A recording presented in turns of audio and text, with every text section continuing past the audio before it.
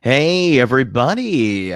Welcome to a very special edition of Open Loops. I'm so honored to have two gentlemen who've been on the show before come in here live. Of course, in the left corner, we have David Daniel Gonzalez, the host of Mystic-Skeptic radio podcast. And then in the right corner, we have Rob Yox of Full Spectrum Universe. Yes, these two gentlemen, they come from different sides of the coin. We have David on the left side, who's much more of the skeptical rationist or rational point of view, skeptical rational, and then Rob, who's a little more fringe, a little more conspiratorial. And well, look, they both have fundamental views of the way the world works. And tonight, we're going to get to the bottom of it. Gentlemen, David, Rob, thank you so much for coming on the show. Thank you. Thanks for having me, bro. I'm excited, ready to get some messages out to people and show people what actual civil discourse looks like and how we can have a conversation. You know what I mean? Yeah. Hey, absolutely.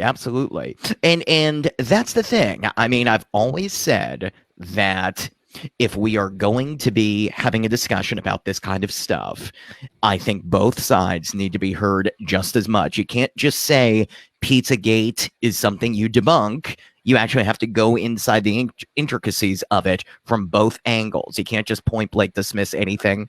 And hey, I also think on the other side, QAnon is popular. Let's really dive into what they're saying as opposed to, yeah, just dismissing it. And if it's garbage, hey, let's throw it all out. So that said, here's the way it's going to work tonight. I'm going to ask a question. Each of these gentlemen will have 2 minutes to present their initial arguments, and then we will have rebuttals. There is no coin flip here. There's nothing like that. I'm just going to sort of feel it out because I have a good, yeah, I promise to remain as balanced as possible. And I feel like this could be an interesting way to go into this. I'm going to start with first question is going to go to David Daniel Gonzalez. David, and Rob, you can respond to this as well after.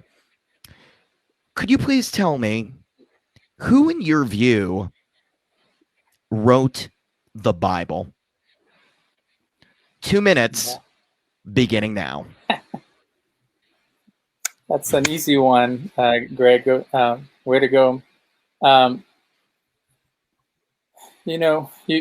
This is where my perspective is split, and you can say that I'm schizophrenic, but that's why it's called mystic and skeptic, because you have the rationalist view and then you have the experiential view, and I try to fuse them together when it comes down to theology. So in my experience, I have lived a life that I've seen glimpses of the divine.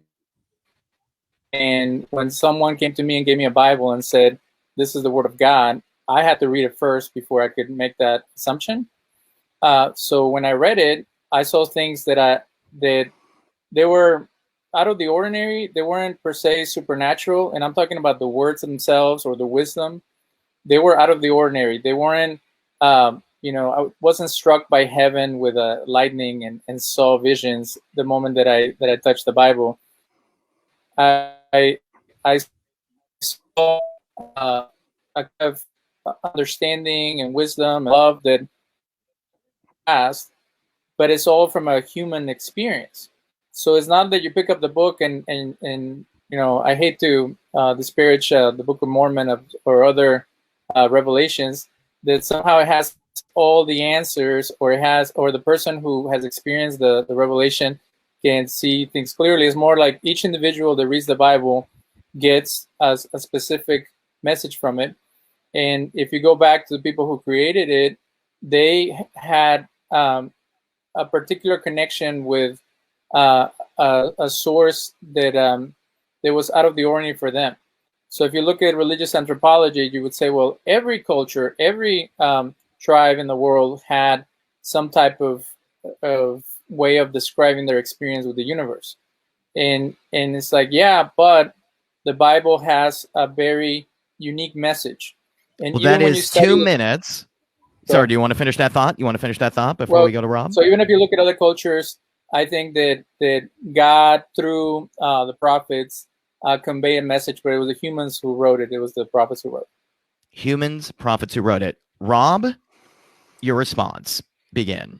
Well, one of the things that I want to preface first is that the Bible is a book of teaching. So basically, when you're interpreting the Bible, when you look at the verses, how it was written in a subjective way that you can essentially put it to your life at any given time. Doesn't make a difference.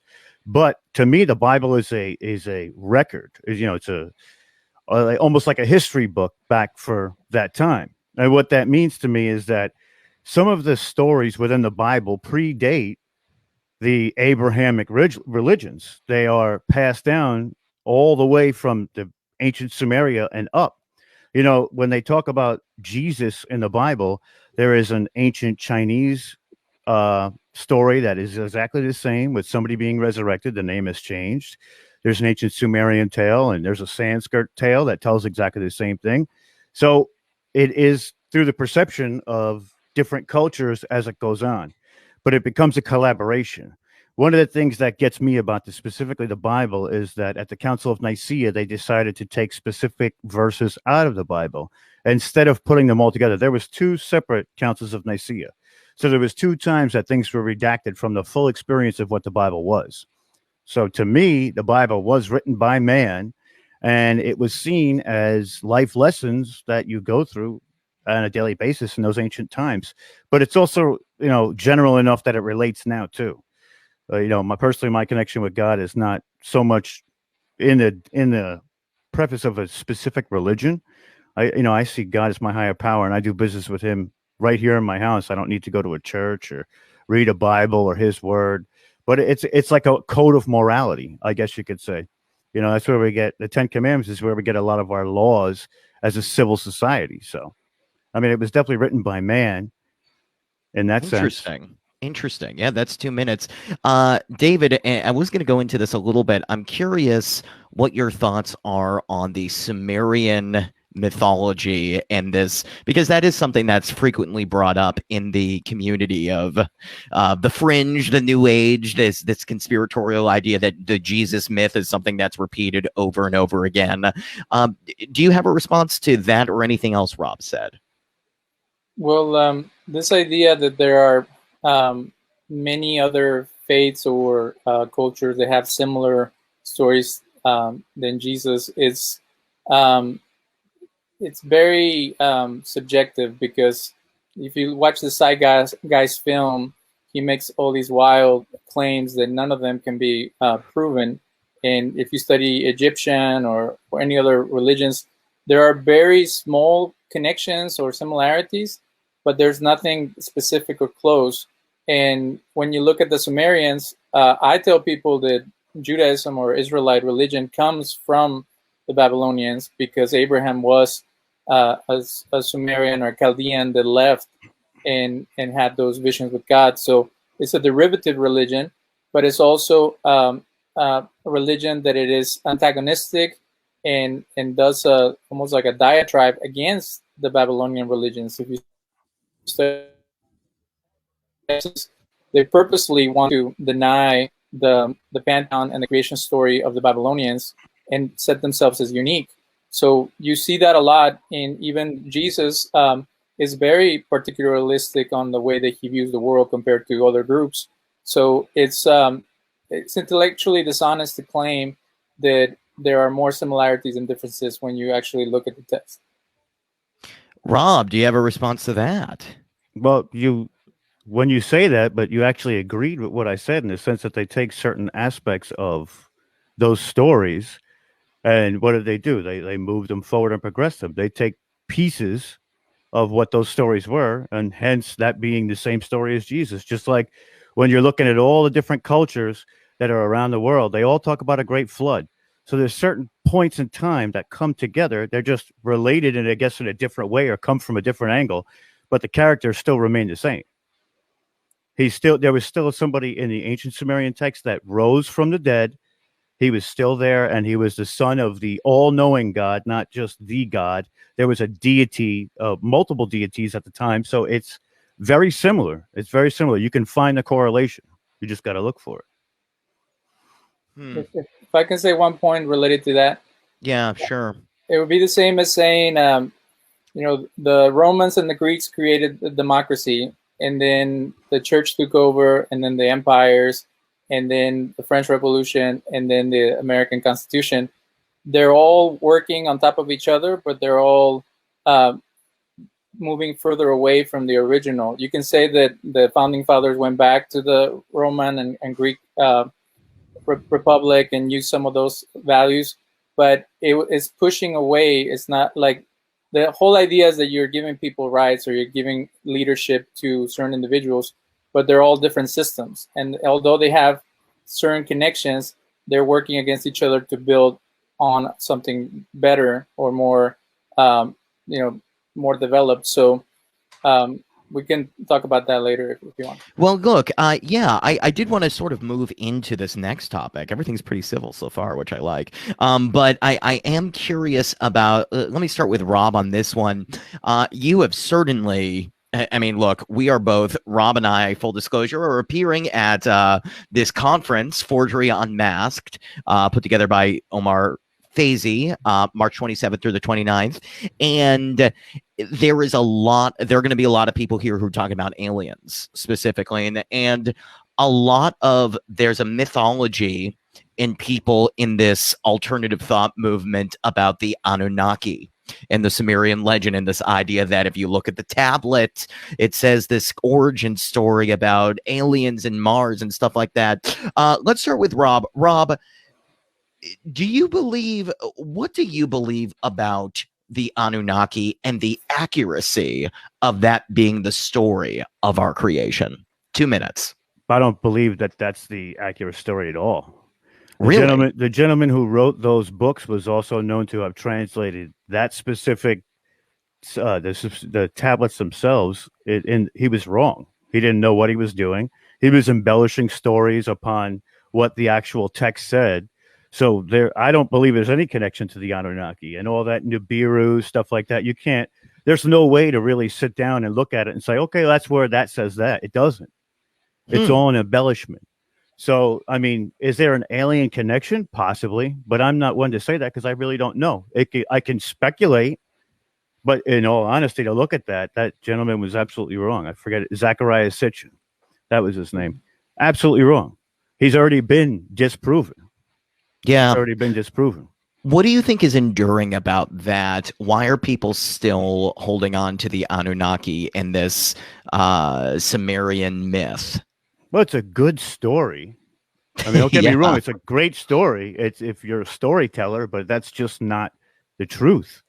It's not. It's just not translated correctly. And what happens is when you start embellishing these types of stories, this is where these people go off the deep end. You have to hone that back. When I do stuff, I like to vet the information. So he's the only one who actually looked at this information. So no matter what he said, it's all conjecture until there's a second person that really tries to translate exactly what it says. But also at the same time, we don't have this this code that they were using to decipher from. So even their translation is a guess at best. There's no key to decipher exactly what's on those tablets. They're speculating what those symbols mean. Very interesting. Not the answer I thought I'd get from you. Do you have any thoughts on that, Daniel? Well, I want to thank my colleague Rob for helping some of my points by what he's sharing, because the reason that Zechariah Sitchin has been debunked is because a professor that I had on my show, Michael Heiser, took the time to show that all his translations were poorly done and that he wasn't even an expert on the subject. So it takes people who are actual meticulous and using the systems that we know, such as language interpretation and academia and all that, to be able to bring light things that are leading people in the wrong direction. if you just make it all subjective and it's like, well, I like that guy's interpretation. And I had a professor who said, you can interpret the Bible, the Talmud, the Quran, anything, any way you want. And that's fantastic. But that's a creative thing that you're doing. It's not consistent with what the thing says. So being creative is not a problem. As an artist, when you are twisting things, manipulating things, and making them say what you want, that's when you're creating confusion and building up a false narrative. And what is the ultimate goal of these false narratives, other than to sell books, to get people excited about stuff that is kind of out there? And as human beings, we're all experiencing the world at the same time, and we would like for us to use the same rules. If you send someone to Mars and they're going because they know that there's aliens over there, they're gonna do certain things differently than someone who might not be sure, or someone who doesn't believe in them. So you bring your beliefs with you wherever you go, but once you start dealing with scientific stuff, your beliefs don't matter. What matters is what brings about the same resolution or the same final objective. And I think that as communicators, we should have a common language. We should have the same search for truth, that we don't lead people into rabbit trails that can cause some type of almost like mental health crisis, because you think that everybody's trying to get you. Okay, so then let's go into this. I appreciate that answer. I'm curious then, because I know Rob has definitely interviewed these people. Right now there are 16 seasons of Ancient Aliens, 193 episodes of this show. It's been criticized as pseudoscience, pseudo-history, pseudo-archaeology. Is it all fake? And if not, what is the value coming out of that show? Are you asking me or David? I'll start with you, Rob. Well, what do you think is there any truth to it? And if so, what is that truth? That's tough to say too, but I think that there is definitely some truths to it, whether it's all truth, half truth. That leaves it up for discussion, because there it goes into translations again. It's not something that they know specifically, but from cave paintings and things that I've seen, there's a lot of different types of things that look like light bulbs and spaceships, and they can be interpreted that way. Absolutely. I do believe a lot more in the ancient alien type of like that mode of thinking, but the Anunnaki, I don't think falls into that mode. I think that was just, like you said before, poorly translated, and I said the same thing. But there is value to it. There is value, because not only is it something that it's their creative stories, it's also their religion at that point, because all of these things that they're talking about, all these visitors they're talking about, are their deities, and that goes into ancient Egypt. There's one moment where all of that comes into play, which is where there's Ra, there's Akhenaten, and then there's Tutankhamun. Right. So if you're looking at all of these cave paintings or all of these different writings, they show all the pharaohs that are supposed to be like the closest thing to God as these big burly men who are all buff. Right. But then when you get to Akhenaten, it's actually pot-bellied, long face. He doesn't look human. He doesn't. Maybe, he's got a very long chin. It looks almost like that. And then his son is the same way. But there are translations that Zawi Hawass himself has gone through to actually, he vindicated and verified a lot of what those things say. He was the head Egyptologist in Cairo for many, many years.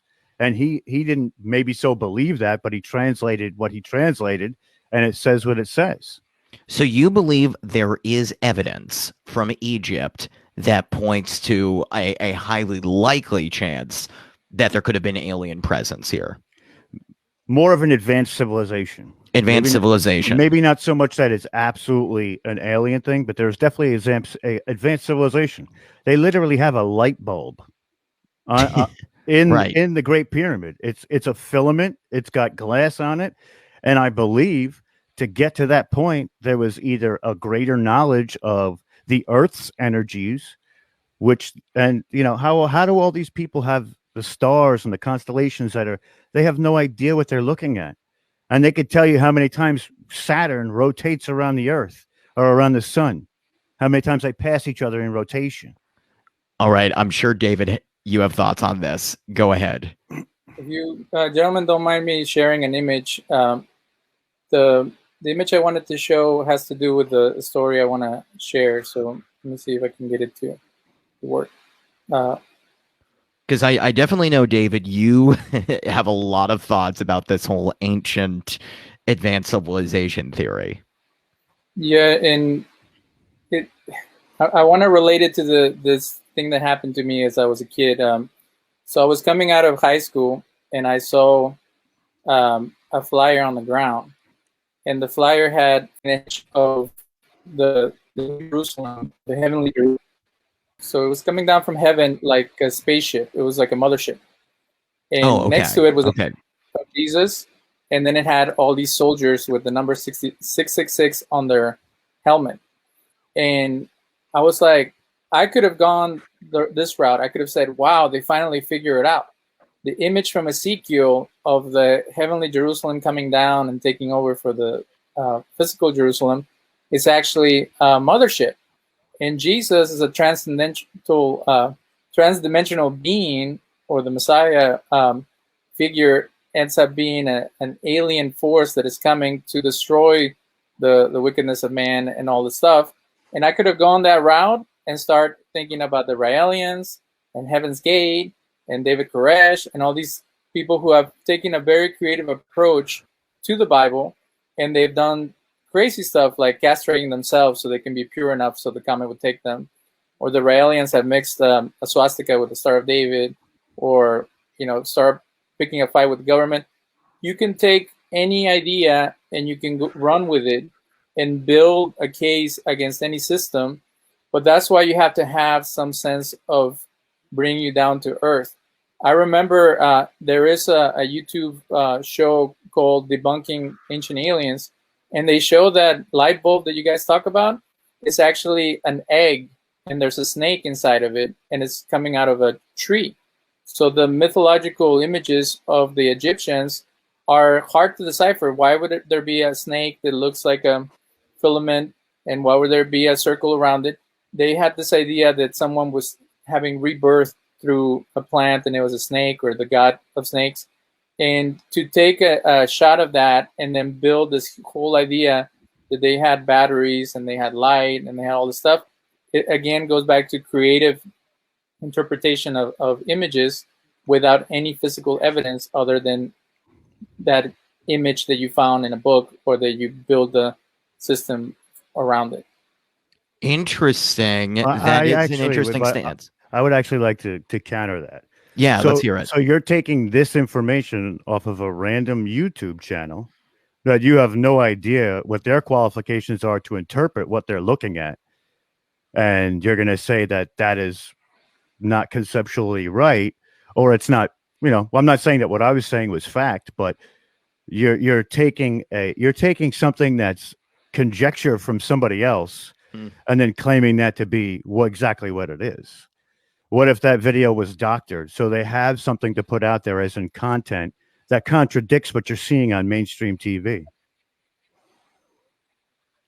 What do you think? That's an interesting point. Well, they did a zoom out, and they showed the rest of the image. So how many views did this YouTube channel have? I really don't know where to go. I mean, how many subscribers? How many views? Is it just an abstract or obscure YouTube channel? Because I mean, even then, it's still not, because it's not verified. Just because somebody on YouTube said it doesn't make it true. Right, but then you have 30 guys who are part of the production team that do Ancient Aliens, and it's the same thing. So if you study Egyptian mythology, there are a lot of strange symbols that it takes time to figure out what they are, and it makes sense that it would be one of the many birth stories of one of their gods. Absolutely true, but you can't say what I'm saying isn't correct if you're taking that and saying that you're correct, or that's right and mine isn't. That's what we're getting at. It has nothing to do with the fact that, who said what. You're taking it from the same frame that I am and then calling yours intellectually sound and mine not. Can't do that.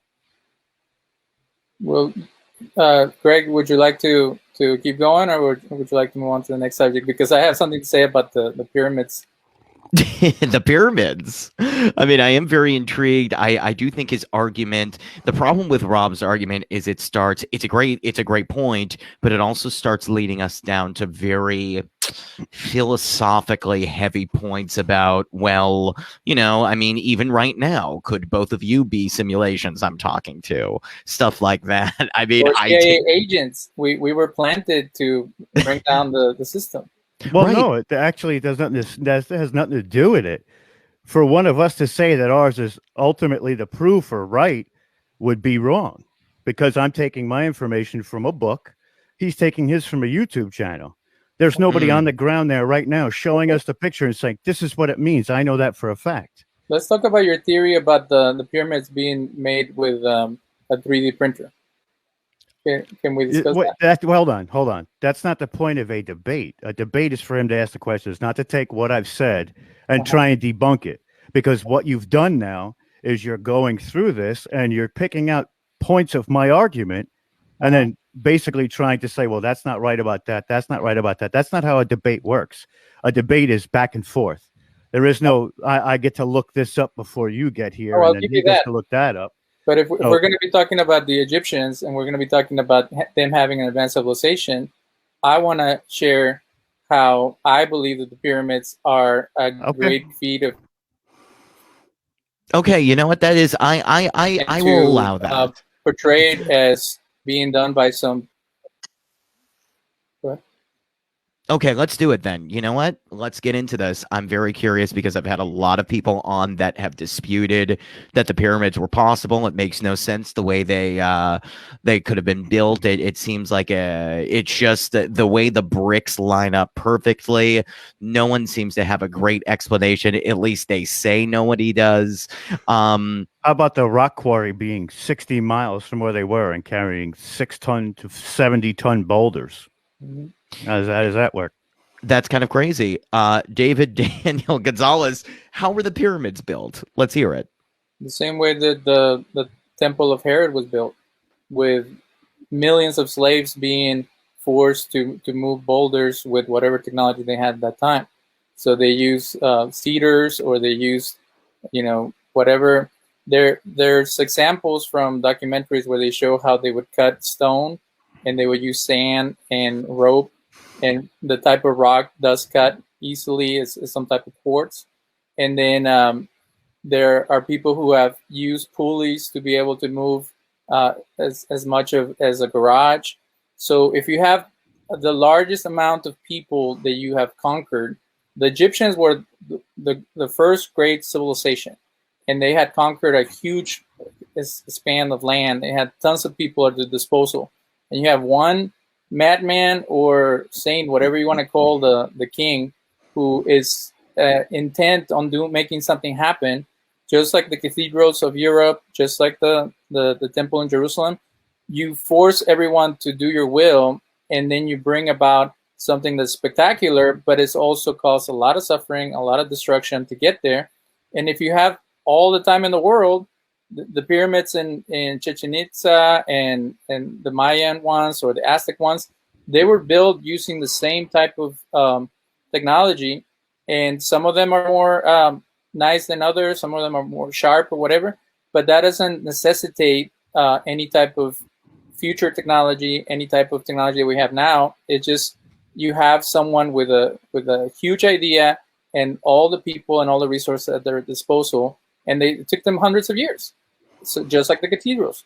So I don't see why it's necessary to bring in the outside factor of aliens or ancient civilizations that are more advanced than us. Well, let's take what you said and turn that on its head.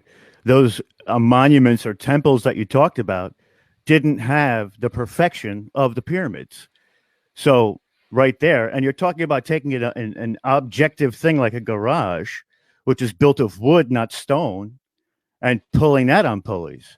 So, are they doing it in sand? How are they pulling it? You can't use something like that to say that what I'm saying is contradicting in that sense, because it falls on its head. There is no perfection in these specific temples that you talk about that were as immaculate as that particular brick that was laid for the pyramid.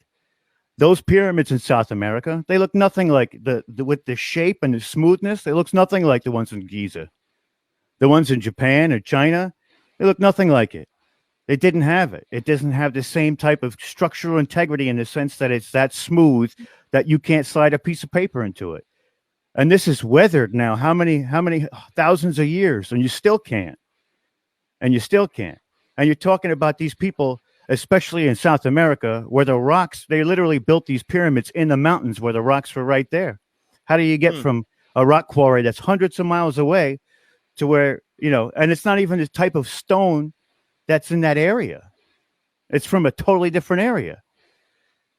Can you substantiate that, Rob? Is that documented? That's documented. That is documented proof. It is written everywhere. And I even have an article I could pull up right now that says slaves did not build a pyramid, by CBS News, mainstream media. I know I don't believe it, but all the way. But yeah, they're talking about that. What do you think about that, David? Daniel, the thing about the quarries is interesting. The landscape could have been totally different. They could have had rivers and streams that help them move stuff around. There's so many, I'll give you that there's missing elements. And there was nothing more in the world that I would want for all these Graham Hancock ideas to be true. As a kid, I used to love when, the movies about the hollow earth and all this stuff.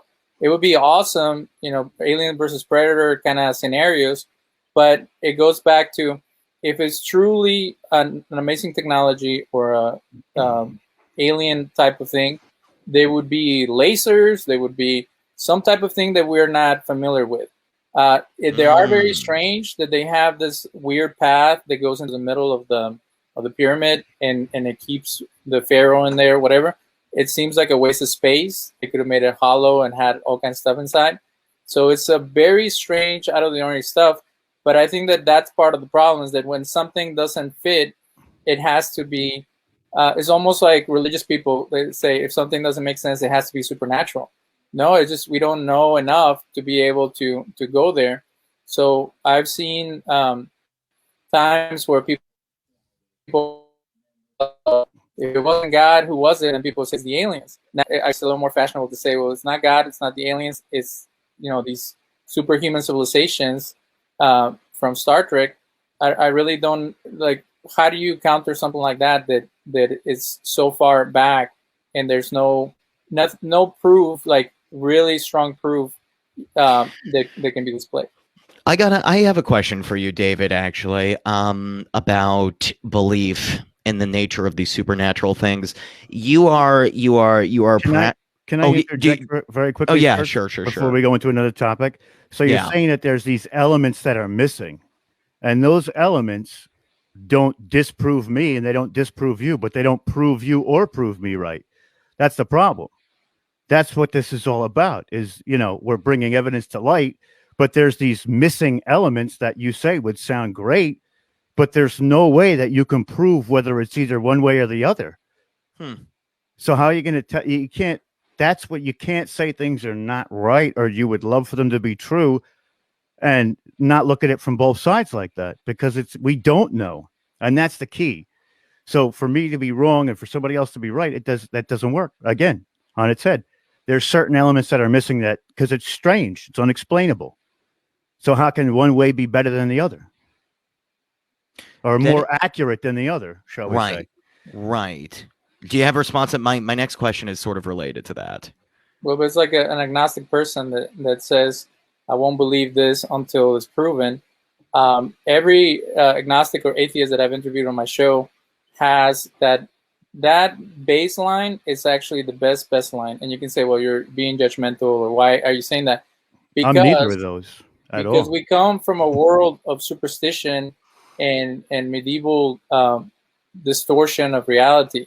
And until the Enlightenment, until the scientific methods were implemented, we would be worried about demons or other beings under every rock.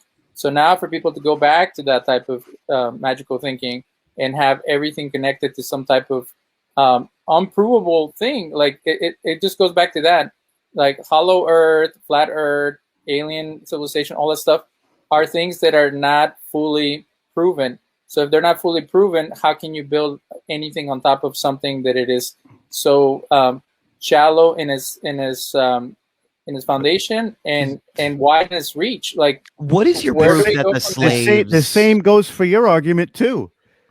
The same, Which one? it's the same, all of it. It's the same thing. You have just as much proof as I do. So there's no way for you to sit there and say that I'm either thinking agnostic or what was it, magic building, what all that. That's offensive. What To is the somebody who proof that does the slaves research, to built? somebody who does research and puts their time and effort into that, for you to discredit that at that level and say those things is offensive. I'm not going to lie about that, and I'm not trying to be a dick either, but that's the truth. Why is it called You Fringe? can't say The reason it's called Fringe what?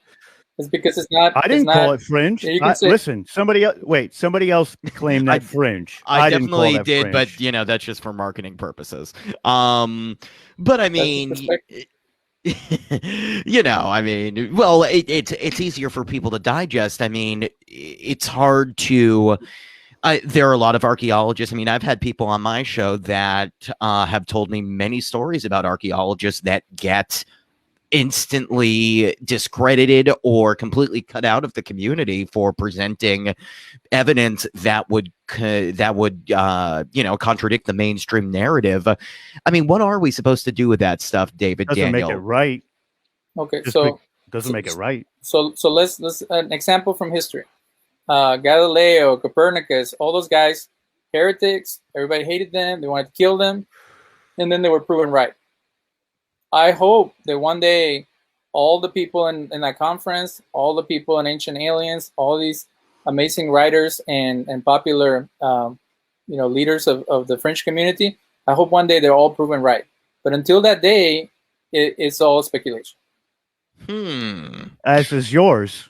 So yours is just as much Fringe as anybody else's. Well, let's get to the other topics, because there are some things that are very concrete that I want to see if Greg will bring them up. Interesting. Well, we're gonna get there in a second. You know what? I do want to philosophically. This is a philosophical question for you, David. Yeah, what makes you so, as someone that does practice a Abrahamic religion, you believe in it. What makes you so sure that your perspective is right versus someone that goes full into aliens? Why would you consider your practice more tolerable or something that you could follow versus somebody else? It's not a spiritual arrogance, or Martin Luther King used to call it almost like religious pride or something like that, when someone like lords over their views over you. It's more going back to, you know, the experiential aspect of life. And if you're only a rationalist or only a skeptic, you live a very lonely, sad life. So in my view, you look at things from a logical perspective when you start viewing the universe. So if you separate the two perspectives for the universe, one is that it came about in a natural way, and the other one is that it came about in a metaphysical or supernatural way. One that makes sense for me is that it's because not everything can be explained, and that goes to Rob's perspective. And then from there, what kind of deity or reality do we live in? Do we live in a cruel one that is all about power, sex, and money, or do we live in a good creation that is meant to help us grow and become better? If we live in a cruel one, then God or the universe is just doing this for his amusement, and we're all trapped in this game. If it is a good God, then the things that we experience, such as truth, righteousness, justice, are all expressions of this reality. And the more we get closer to those, the more we connect with him. So to me, it's a choice to pursue that type of perspective, but there's still a lot of unknowns, and there's still a lot of things that are out of our purview. And what a lot of theologians would say is that we can apprehend the existence of God and the existence of the supernatural, but we cannot comprehend it because we're limited in our ability to do that. So that's where I'm open to some ideas, again, because the rationalist perspective can only go so far. But you have to use your visions, and your experiences have to make some sense, and they have to be logic to a certain point. If not, it turns into a clown show. So we can get more into like specifics of that, but I think that that's the basis of religious philosophy, and that's where you try to take the world, because all truth is God truth. So when you look at the world and the universe, it's part of the experience of seeing what's reality and how we go about it through our connection with God. So are you using the faith theology or the scientific method? Because those are two contradicting things, and you seem to be using both of them to what you want them to be. Well, people try to make them completely separate, and they are separate in some sense. Like in the physical world, you have to follow the scientific method, but there are things that you cannot quantify, such as love, such as truth and goodness and stuff like that. So those human elements that we experience, and you can say they're all brain, firings or whatever. Those things that unite us as people, the things that we experience that are outside of the scientific realm, I think are important. Again, if you shut yourself from that, then you become a very bitter person who just everything is a totalitarian or unitarian, and there's really no purpose. So finding meaning in our experience is what I think that faith does. I think you're making an assumption on that last part, and also personally, you may not have experienced it, or your life hasn't experienced it, but to say that to discredit other people's because you haven't seen it is narrow-minded in a sense. It's not seeing everything. You're taking it through this theology that's putting you in this bubble. When, sometimes just like I said, because you haven't seen it yet, or you can't find it to be any type of right, doesn't mean it's wrong. That's the problem. You're using scientific method to basically prove your religious theology, and they're two separate things. There's empirical data, like we've talked about, and then there's your truth through your perception of the world, and they're not the same. They're not the same. I'll give you that. So there's different ways to look at things, but if we talk about conspiracies, then we can talk about how do you go about finding out if those are true or false. But that goes with everything, not just conspiracies, not just faith, because somebody who isn't of the same faith as you is going to have a different theology. Sure. And then they're going to use the scientific method to prove their theology right and yours wrong. David, but it doesn't make it any more right or wrong. That's the problem. Right.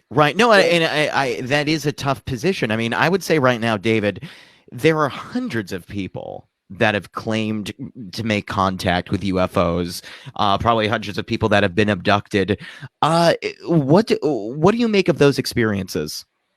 Like I shared with you in the show we did about UFOs, is that it's kind of like an exorcism. If someone says, I have a demon, or my daughter has a demon, or something like that, if you jump to the demon conclusion, then you can cause a lot of harm, and there's people who actually died when people are not giving them medical treatment. But if you jump into the scientific approach, like the Catholic Church has, they send a psychologist, send a counselor, social worker. They do exhaust all the different means that are acceptable to society, and then they move on to the mystical perspective. I feel that they still get there. But I feel that the folks in the UFO community, they do the opposite.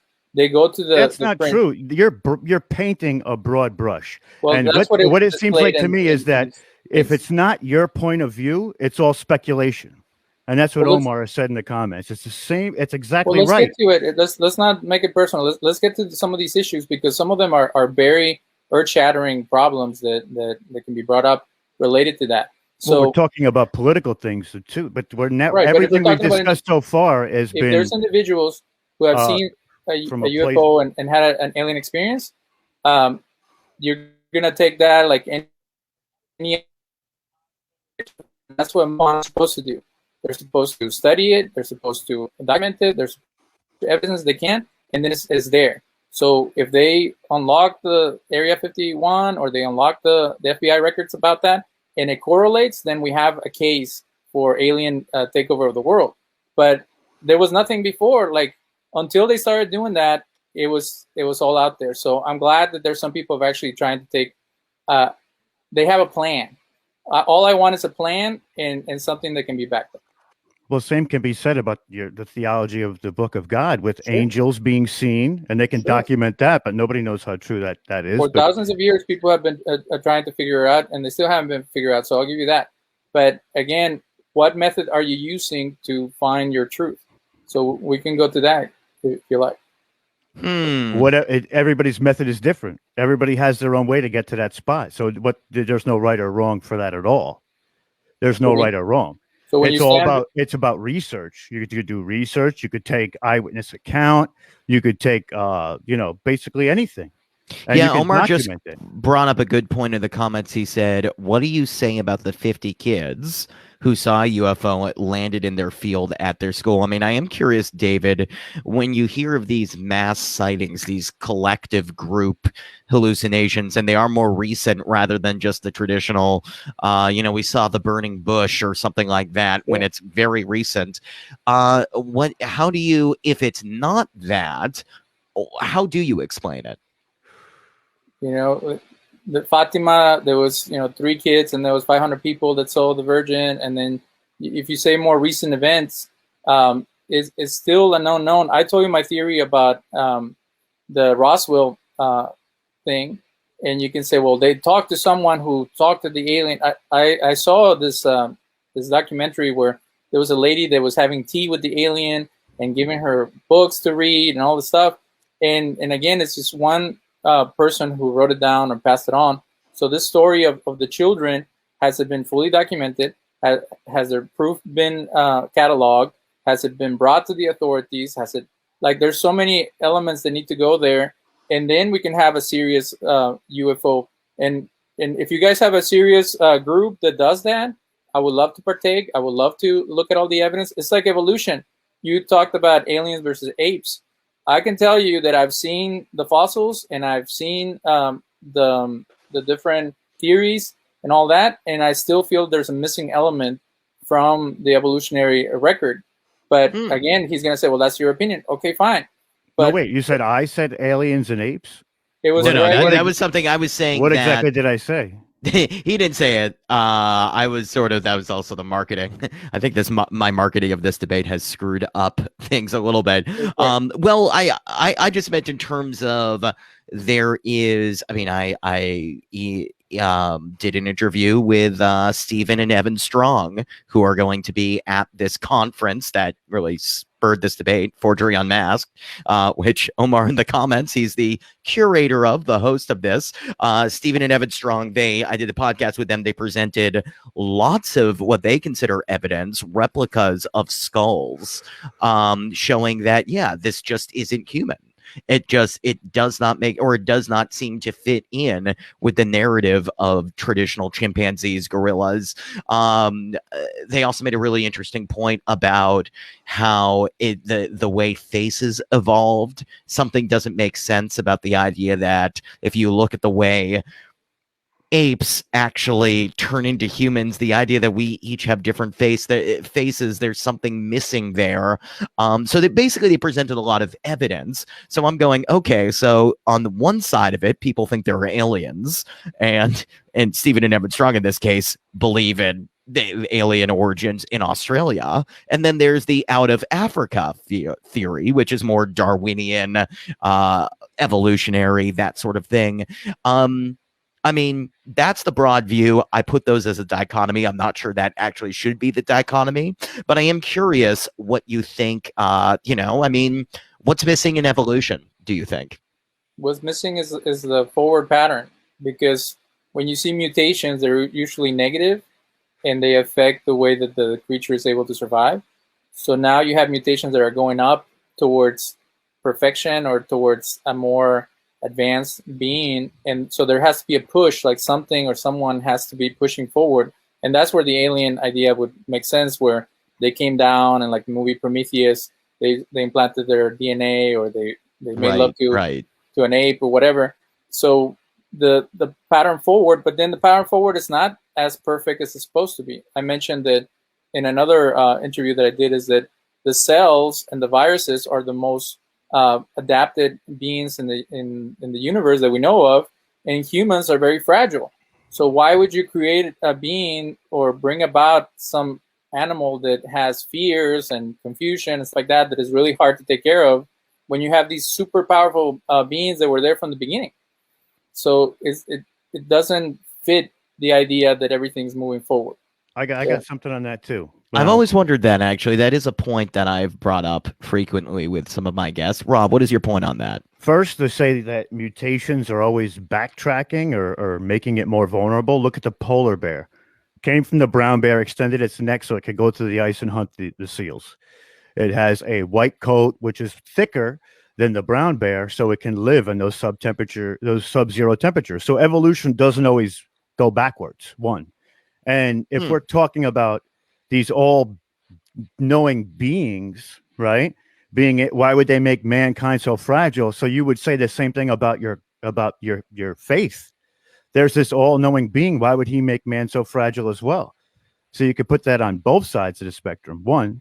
And two, man wasn't always that weak. It's a lot of the processed foods, the GMOs and things like that have turned man's immune system into a bottomless pit that doesn't work anymore. Back in the day, men used to never get sick like that until, of course, the Black Plague came. But there are certain instances where it has happened. But generally, if you look at the bones of the people that they're digging up from past times, they're a lot sturdier. They're a lot thicker. They're better. So, I mean, if you're going to say that these all-knowing beings came down, why did they make man fragile? Why did your God make man fragile? He's an all-knowing deity and powerful as well. There's an answer for that, but I don't think I want to hear it. Is there an answer? Well, so we would be dependent on him. Like, we wouldn't be these super strong cavemen as he's portraying, that the Neanderthals and all those guys were like gorilla-like warriors or whatever. And there are mythological stories about the Nephilim and things like that, beings who are half, whatever. So, but it goes back to, if we're going to make it a debate between a theistic perspective and whatever other perspective, we can go to that. But there's so many other topics, and there's so many challenges. And microevolution, where an animal is able to mutate to become adapted to their environment, that's something that even creationists believe in. So I was posing the question because it's like when you talk about this all-knowing being, you look down upon it as if it was the alien side. But then when you turn it around in your belief, it's held higher. And I think they should be held. I think they should be held at the same level. What stops one from being the other? I've told that. I had a Christian ufologist, and I said, "You say they're demons. You say there's God. Why can't it just be two alien groups fighting each other?" And he couldn't answer. So let's call it. But that doesn't mean he's the only one with that knowledge either. Just because one man couldn't answer it doesn't mean it's the end of the story. Okay. This is interesting. Look, I want to circle this back to make sure we get to this, and we'll have to do it in a way that's coded. Look, Rob, when Rob was on my show, he talked a lot about the origin of this situation we're in. Global pandemic, if you will. Did I say plandemic or pandemic? I don't know. But yes, don't say that. Don't say the PL word. I may have said it. Booted. I may have said it by accident. David, in your opinion, what's going on with this virus? Where did it come from? It's not my job to try to figure out where it came from. I think it's important to see how can we get past it. A lot of people that have issues with whatever information has been provided don't have a plan. It's all stay away from the vaccine, stay away from the mask, stay away from things that are community decisions to be made to be able to overcome this plague like other plagues. If you look at the Spanish flu, how was it overcome? It was through social distance and mask wearing and stuff like that. It's sad that 100 years later we're going through the same thing and people are fighting that. But there are a lot of elements about this pandemic that seem out of the ordinary, and it's scary.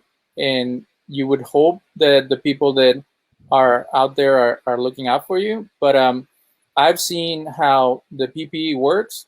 I've seen how the vaccine has made a difference, and I have experienced it with the type of stuff that I do. So for people to just deny all the stuff that has been out, it seems reckless, because we need to come together to overcome this challenge. And the friend of mine that I was debating for months on Facebook did not have a plan. His whole plan was just let things be, love on people, don't let a microorganism destroy your life. And I have issues with shutdowns too and things like that, but you can't completely detach from the team effort that we're doing to try to overcome this. Interesting. Rob, what is your thoughts on all of that? Well, I can break it down, and the vaccine is what's called an mRNA, which rewrites your cells, right? So if we're looking at what that does, look at the AstraZeneca version of the vaccine, which has just been taken off the market in Europe, Italy, England, France, because of the side effects. And I actually have stats right here, if you want to hear them, on what it actually does to the people that take it. So let's get to those. If we need, I mean, if we need empirical data, I have it, and it's right. Do you believe this is a depopulation agenda? I think so. Yeah, and that's not just me saying that. That's multiple people saying that, which is going to be easy to say. Well, that's not true. Obviously, it is true, because it all started in the United States. If you want to get down to brass tacks, we couldn't work on it anymore because of the moratorium that was set by this country. So the NIH shipped it to Wuhan with $3.7 million to keep working on it, because it was already gain of function. And if you don't know what gain of function means, it means it's super communicable. With that being said, it all shoots back to Agenda 21. They just talked about it at Davos, and Klaus Schwab. They just talked about all of it. They just said it in a different way. This is what, when they talk about equality and equity, all of that it's so layered in so many different levels, this Agenda 21, that it's exactly. And there's Agenda 2030, Agenda 2050. We can keep going. These groups come together with these narratives, and you can dig even deeper. How from 20 years ago, they've been writing about this in the Rockefeller Foundation white pages. I mean, it's all there. It's all there. Go to RockefellerFoundation.com and look at what their play is for the future. They talk about this specific topic, pandemics to control the people. It's all there. It's all there. Interesting. Everybody kept saying we're not going to need a fucking passport to get vaccinated so we can go on planes. Now we do. It's coming. It's already in the works. It's already in the works. So let's get to the AstraZeneca, which is one of the examples that was rushed without clinical trials on animals, because for the last 20 years they've been trying to perfect an mRNA vaccine, and it's killed everything. Which is why when you listen to what the people that are actually concocting this, as in Bill Gates, he's asking for an amicability because he knows it's going to hurt people. He even says it during an interview. He even says it. But I don't think a vaccine should do more harm than good. If the survival rate of this specific flu is 99.6 or whatever, even 99.4 to give you a range, that's less than the flu. These are a lot of points. I guarantee, David, do you have a rebuttal to this? I want to make sure that we get some of that in. Well, this is, again, it's not about getting personal or going after political heads or individuals that people find virtuous and that they look up to. But in your last conversation, you guys mentioned that the previous president brought about the vaccine and in no time, and then don't take the vaccine because the vaccine is dangerous, who he praised for doing good work, and then ingested because it could kill you. So which one? It can be both. Doesn't have to be just one. Because it got it done super fast doesn't mean I'm going to take it. For those people who need that security blanket, need to take it, that's fine. It's for them. But for somebody who's completely healthy with no comorbidities, just because you praise somebody for doing something for people doesn't mean that, he's the one who actually made it. Any side effect goes to the company that actually produced it, not the president. So it's great that he put these things in position to get it made. But ultimately, the fallback of why I'm not taking it is because of the pharmaceutical companies. And let me just tell you this. As of March 4th, the UK government has reported this. And you can find this on the www.gov.uk publications, coronavirus 19 vaccine. Blood disorders from the vaccine, 2,033. Cardiac disorders, 1,032. Congenital disorders, 3. Hearing disorders, 713. Endocrine disorders, 10. Eye disorders, with 12 people going blind, 1,242 people. Gastrointestinal disorders, 9,360. Okay. General disorders, 26,391, or general disorders, whatever you want to say. Liver disorders, 17. Immune system disorders, 466. Infections, 1863. Injuries, 393. Continued investigations, 965. Metabolic disorders, 525. Muscle tissue disorders, 11,565. Neoplasm, 20. Okay. Nervous system disorder, 16,107. Associated with pregnancies, 29, which is what the insert tells you to not do is take it while you're pregnant, because it's rewriting your cells. And that actually goes to the baby at that point. So psychiatric disorders, 1,235. Renal urinary disorders, 187. System of reproduction orders, 338. Respiratory disorders, 3,575. Skin disorders, 6,042. Vascular disorders, 992. Deaths, 212. This is all from the vaccine that just came out that people have taken? This is the AstraZeneca vaccine by itself. That's not Pfizer. That's not any of them. And that's only in the UK. Thank you for sharing that, Rob. What is your response to that? What do you do when there's been 2.6 million people who have died from the pandemic? How do you go about overcoming? That's inaccurate.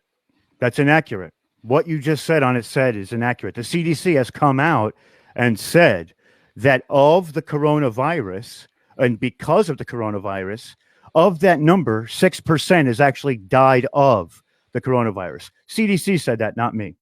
Also, when people were dying from gunshots, people were having heart attacks. If they tested you after you had already deceased and COVID came back, you were labeled as a COVID-19 death. Dr. Burke said it during a press conference. She said that. Okay, so let's keep going. You can't take bad examples where you have people who are twisting the numbers, like Cuomo. You said Cuomo was messing with the numbers. Oh, he did it. He absolutely did it. You can't take people breaking the law, they should be going before Congress. They should be. It's a CDC guideline. It's a CDC guideline. The entire country You're only taking examples was doing narrative. You're not taking all how the is other examples. Explain. Yeah, what's the other half? If your narrative is that the vaccine is bad, or the coronavirus is not as bad, and you're only going to focus on the so-called reported cases where people said we had to put that the guy who was overweight and had diabetes, had heart problems. This isn't cases. This is deaths. This is not cases. We're talking strictly of death. The other part was cases from or side effects, shall we say? What is the solution of the vaccine? How do you bring about a resolution to this problem? I am not a pathologist nor a virologist. It's really easy wait. You aren't either. So if you it's really easy to criticize scientists and say they don't know what they're doing, and to point all the bad things that happen with the vaccine, all the bad things that happen when people report things improperly. But how do we overcome the problem? Listen, I'm not going to speculate on how to overcome something that I am not versed entirely on exactly what this virus is, how it works. That's not for me to do. You should be able to look at those people who are top tier scientists like Fauci, who actually sold the virus in the first place to China, or Dr. Birx, or all the rest of them. They should be able to tell you what it is. And if they don't know, they should say that. Also, you're talking about something that you're saying is so bad. Why does it even need a solution? It should work itself out. If all the numbers are as I say they are, they're a lot less than any other disease that we have going on right now. It's going to fall to number 50 on your worry list. So how does it doesn't that's work? The narrative that was being pushed. The narrative was being pushed that magically it would disappear, that it was like the common flu. It's not like that. There's people dying left and right, and everybody that is watching the show has had somebody who's been affected by COVID. So to say that it's the same as a car crash, to say I haven't had anybody affected by it. Well, not one person lucky. in my family. You're very lucky, and thank God for that. But I've seen many people who have respiratory problems, who barely made it, people who have died, and then did they have any other comorbidities, or was it just COVID itself? Now there's a plan. Now there's a way to move. What plan? You said that there was a terrorist attack that was thwarted, and there was a biological weapon. And you gave us the plot of Mission Impossible 3, that is a chimera virus that is being unleashed on the world. Like, where's your evidence for that? Can you prove it's not? Can you prove it's not? You're saying what I'm saying is not true. Can you disprove it? Ask any geneticist, and you cannot mix different viruses and make them all turn into a chimera. It doesn't. That is fiction. That is not fiction. That is not fiction. And the same thing you're saying that the babies here's the easy way to do this, right? If you're disputing what I say, cite specifically, like I just did, on specific things of where the narrative is different. The president of the National Society of Genetic Counselors said that there's no such a thing as rewriting the cell with a vaccine. That's impossible. There was an article about many women are now afraid of infertility because of this information related to the vaccine. There's an article, and you're going to say the Washington Post is owned by Bezos, who hated it. That's bullshit. That's a mainstream media. They just had to redact an entire conversation dealing with President Trump. So when did this? Hold on. First off, when did the article come out? This specific article. Cite the date, because that matters. Because as we get further along, they know more and more. Okay. And if you're talking about from the beginning, so let's talk about the lack of leadership related to that. We're not talking about that. Don't jump the subject. It's very important.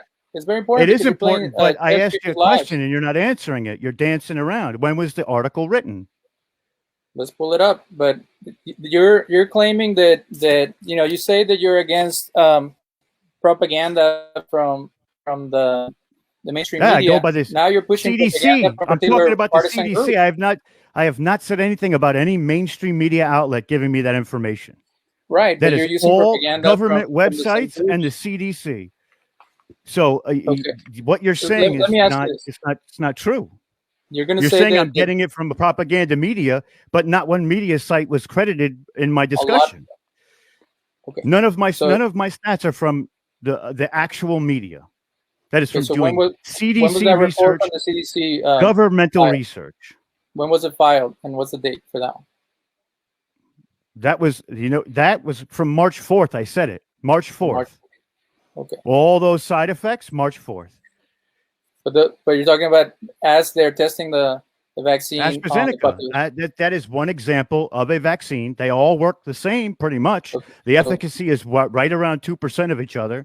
So what's the difference? They're all made with mRNA. And what that does, if you don't know, you're saying it doesn't rewrite your code. It makes your cells produce a protein that doesn't normally make it. It doesn't normally make that protein. So obviously it's rewriting your cells. It's making your cells do a function that it doesn't normally do. Now, the other thing that we could talk about is all the autoimmune responses because of that fact. Now your body's making a specific protein that it didn't make before. So now what they're talking about when it comes to pregnancy is that protein can attack the ovaries. It can attack the placenta. And also, it actually says on the insert, look up the insert for any COVID-19 vaccine. And it says, do not have sexual contact for 30 days while getting it. That's because it will give the baby brain damage because it's rewriting your cells. And the Chimera virus is completely doable. I don't know where you got that from. That's a geneticist, not a virologist. So what is a geneticist going to tell me about what? Virology. That's not his field. That's not his field. There have been top virologists who said this is a chimera virus, which means that it's taking the cold and flu with the delivery system of something like AIDS. I don't know the specifics, but that is what a chimera is. Not just all these viruses put together. A chimera virus, if you define it, it means that its functionality is different. While the virus is different, and it gets these traits from different viruses per se and different delivery systems. David, I mean, he's thrown a lot at you. It's, we can do this all day where it's like, who are these scientists? When did they posted it? Stuff like that. So that's why I wanted to do it. It's 10:30, so I have to go. But I'll let you respond to that as long as you need, and then I have to sign off because I said 10:30 was my time. We might have to do a follow up to this. We can. I'm always down to do it. Always. We can do a follow up, but I just want to convey that I looked up some of the things you mentioned, and you mentioned the UN Article 14, and it doesn't talk about anything about using the police to take away your rights. It talks about giving abilities for the disabled to be able to move around. So I want to know. So maybe I got the article wrong, but it's in the UN Constitution. You can find it, and I'll find it for you, and I'll put it up there. Maybe I got the article wrong. Because that's the thing. You're just taking a point. You haven't answered the question. Do you have a rebuttal to what I just said? And then we can talk about all that stuff. If you throw 20 things related to people that you have found, we need to see where they're from. You mentioned revolt.com, that what has been debunked by some people. You mentioned the article about halal organs. That's not how halal works. It comes from a Taiwanese group that is trying to push stuff, and then it was redone by another website that has been debunked by Greenblatt, who is a Pulitzer Prize winner. There's so many things that are. What does that mean? What does that mean? It means nothing. People from CNN won the Pulitzer Prize. People from CNN won the Pulitzer Prize. It's garbage. The Pulitzer Prize isn't what it is. It's okay, well, man. Listen, you can answer the question at hand. No, wait for the next one. Then. We can do it face to face. Okay. Okay. Hey, look, this has been. It did get a little heated, but look, I mean, I know you have to run, Rob. I gave him time to answer it if he wanted to, not talk about everything else that was about a presentation I did, but we can go over that too at another time. But do you have an answer for what I've said about the COVID-19 situation? That's all I asked. I didn't ask what I did in a presentation on Open Loops that had nothing to do with you, that you decided to come on to a comment board and say that you'll take me on head to head at any time or something along those lines, which I'm here now. So let's talk about what I just discussed. You set up a straw man. You said that the virus is minimal. There was no straw man. No straw man. Straw man. Completely straw man. How is it? Because you think it's more serious than it is when the numbers prove that it's not as serious as the flu itself? Have we ever locked in for the flu? Have we ever shut school down for the flu? We have hospitals full of flu patients that can't breathe, that can't move. Like that, yeah, but you're not talking about shutdowns. You're not talking about shutdowns. You're not talking about canceling schools. You're talking about vaccines. Let's talk about shutdowns, cancel culture, and all that.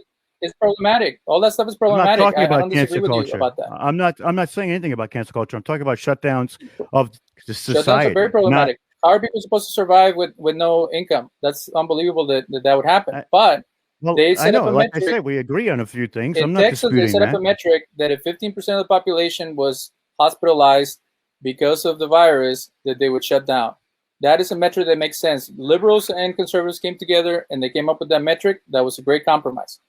Willy-nilly shutting down all of California and stuff like that, that is unfeasible. That has nothing to do with what we were talking about before when it was the stats. I understand. We do agree on that. I believe that there is a certain percentage at which you have to stop everything. You said that you're saying I'm making a straw man. You're saying I'm making a straw man about what? What exactly is the straw man? If the virus is a biological weapon, why is it not that bad? Like you said, it was a biological weapon that was Why was it unleashed. created in the first place? Do you know? Why, I never said exactly it was a biological weapon. I said I think it is. okay, so if it But I is a didn't say it biological definitely was. weapon, is it a super crappy one that didn't do anything, and we're just If playing you would have, around? if you would have listened to the entire episode that we had before, I Uh-huh. explained what the next step was.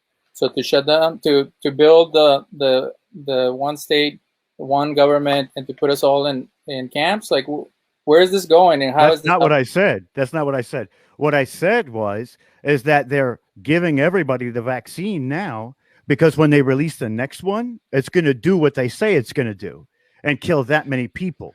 Oh, That we have to be man. vigilant about that. So there's no straw man here. This is what Bill Gates himself said. I'm not worried about this one. I'm worried about the next one. So I'm taking it off what the people who are creating the vaccine have said themselves. That's not a straw man.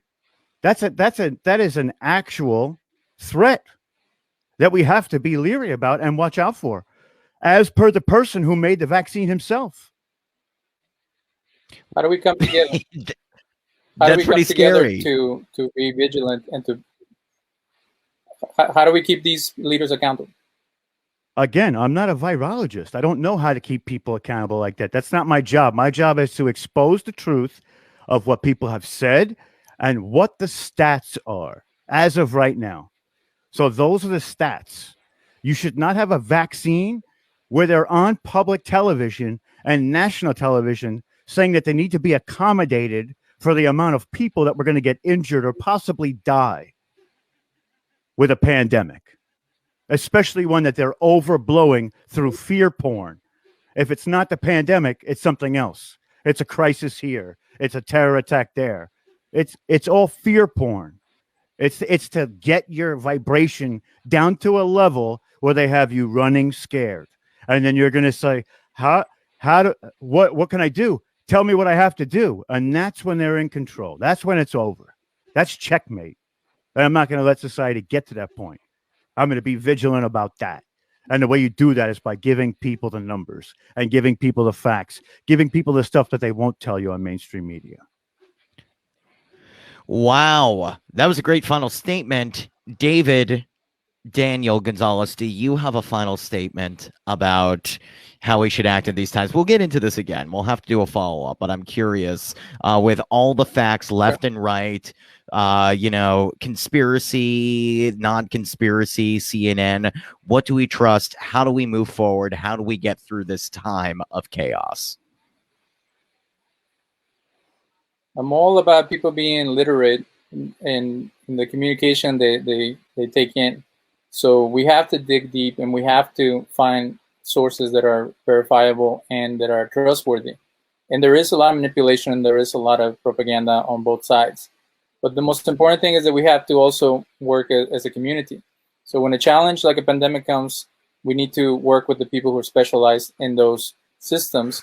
And if it comes out that they're corrupt, that they're manipulating the numbers, that they're doing things that are inappropriate, they should be put in jail and they should be held to the highest degree of standards that they agreed to do, the Hippocratic Oath and all that. The same goes for politicians. We cannot live in a world where one guy or a group of people have all the answers and no one else is willing to, they're not willing to work with.